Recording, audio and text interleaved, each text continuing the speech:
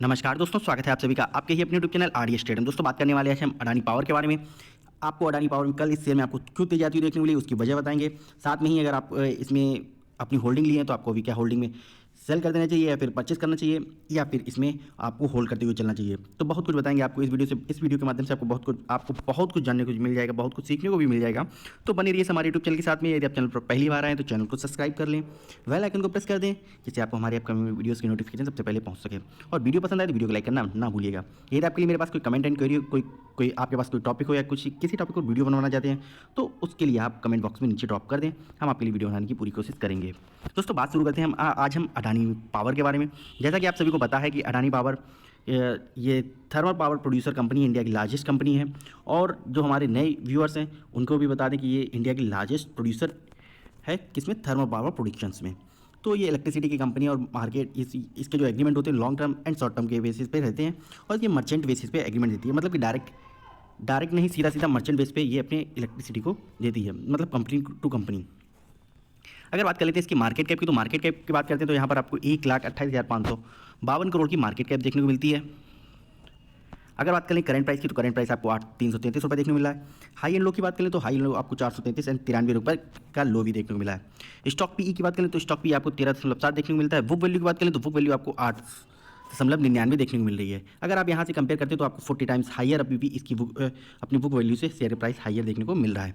अगर बात करें आरओसी एंड आरओई की तो आप ROC return on capital employed देखते हैं तो यहाँ पर आपको 20.7% देखने को मिलता है।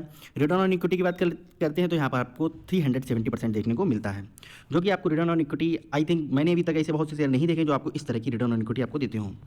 बात कर लेते हैं अगर इसकी फेस वैल्यू की, तो फेस वैल्यू आपको 10 रुपये की फेस वैल्यू कंपनी की देखने को मिलती है। इसके बाद बात कर लेते हैं कंपनी के पॉजिटिव और नेगेटिव फैक्टर को लेकर। तो कंपनी के पॉजिटिव एंड नेगेटिव फैक्टर की बात कर लें तो जैसा कि मैंने आपको बताया थी कि अप्रॉक्स 40 टाइम्स हाई देखने को मिली अपनी बुक वैल्यू से, तो ये इसका एक नेगेटिव फैक्टर बना हुआ है।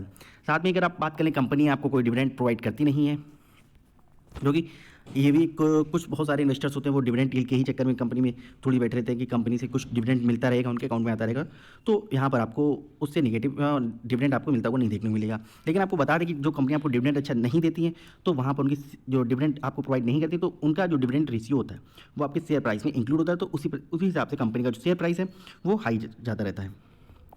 इसके बाद बात कर लेते हैं कंपनी की, तो कंपनी के बारे में देखेंगे तो कंपनी की जो सेल्स ग्रोथ है लास्ट 5 ईयर में 4.15% है, जो कि बहुत ही ज़्यादा पुअर देखने को मिलती है। प्रोमोटर की होल्डिंग यहाँ पर आपको देखेंगे लगातार आप जून क्वार्टर तक के देखेंगे प्रोमोटर की होल्डिंग जो है उसमें 25.3% की होल्डिंग प्लस में रखी हुई है। तो ये भी एक थोड़ा सा नेगेटिव फैक्टर है। लेकिन अभी आपको इसमें कुछ पॉजिटिव फैक्टर भी आए हैं तो वो हम बताएंगे। सबसे पहला पॉजिटिव फैक्टर क्या है आपके लिए कि कंपनी का जो CAGR है वो 34.3% का है लास्ट 5 ईयर में।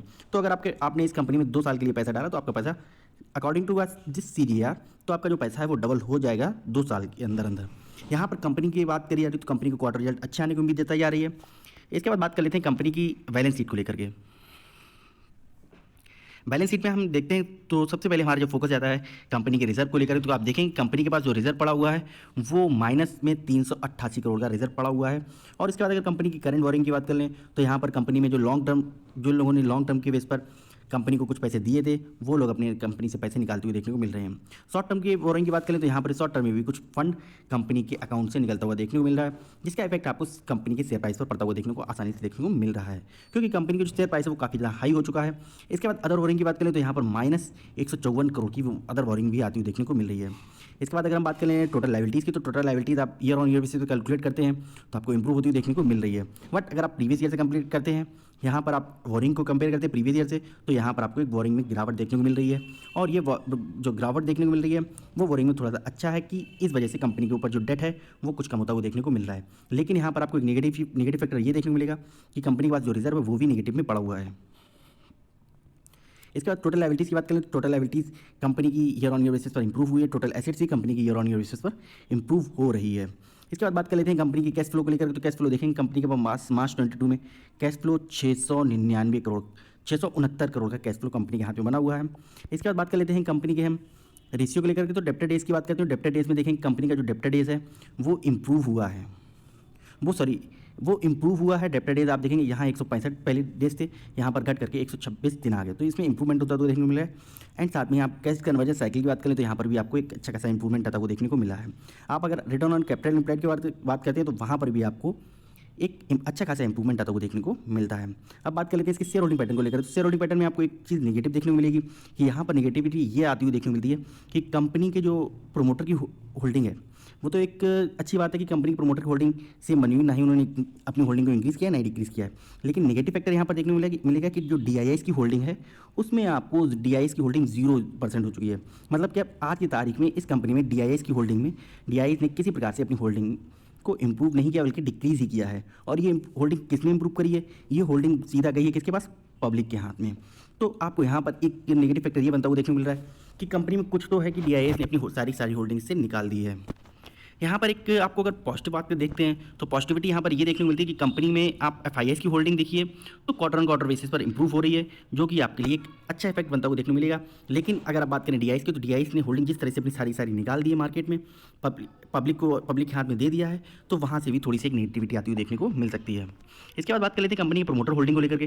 जैसा कि हमने बताया कंपनी के पास जो प्रमोटर होल्डिंग थी वो पहले 25% की होल्डिंग प्लस में रखी हुई थी।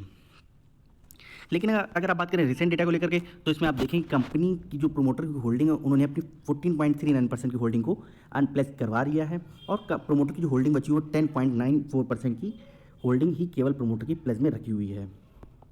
इसके बाद बात कर लेते हैं हम कंपनी के कि इस कंपनी में आपको क्यों तेजी आती हुई देखने को कल मिलेगी। तो सबसे पहली वजह कि कंपनी के Q2 के रिजल्ट आने वाले हैं। जैसे कि आपको पता है कि टाटा पावर के रिजल्ट आए हैं और टाटा पावर ने अपने Q2 के रिजल्ट में 85% की तेज़ी देखने को, नेट प्रॉफिट में तेज़ी देखने को मिली है।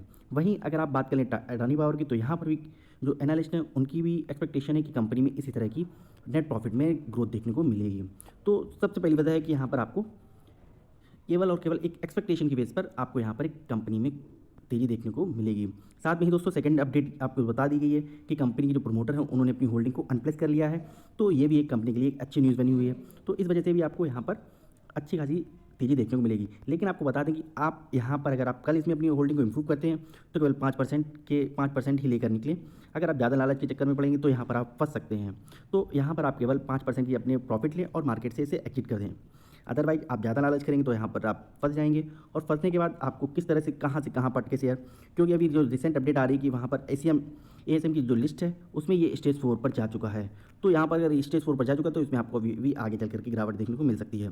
तो ये थी अपडेट आपके लिए दोस्तों अडानी पावर की अपडेट कैसी लगी कमेंट बॉक्स में जरूर बताइएगा। अब दोस्तों आपको बता दें कि इसके Q2 के जो रिजल्ट हैं वो कब तक अनाउंस हो सकते हैं। तो दोस्तों आपको बता दूँ इसके जो Q2 के रिजल्ट हैं वो नेक्स्ट वीक में, ये इसी मंडे टू फ्राइडे के बीच में इसके Q2 के रिजल्ट अनाउंस होते हुए देखने को मिलेंगे। दोस्तों ये थी अपडेट आपके लिए अडानी पावर की अपडेट कैसी लगी कमेंट बॉक्स में जरूर बताइए। वीडियो पसंद आए तो वीडियो को लाइक करना मत भूलिएगा। यदि आप चैनल पर पहली बार है चैनल को सब्सक्राइब करें, बेल आइकन को प्रेस कर दें जिससे आपको हमारे अपकमिंग वीडियोस की नोटिफिकेशन सबसे पहले पहुंच सके। वीडियो को लाइक करना, चैनल को सब्सक्राइब करना मत भूलिएगा। Thank you so much. जय हिंद, जय भारत।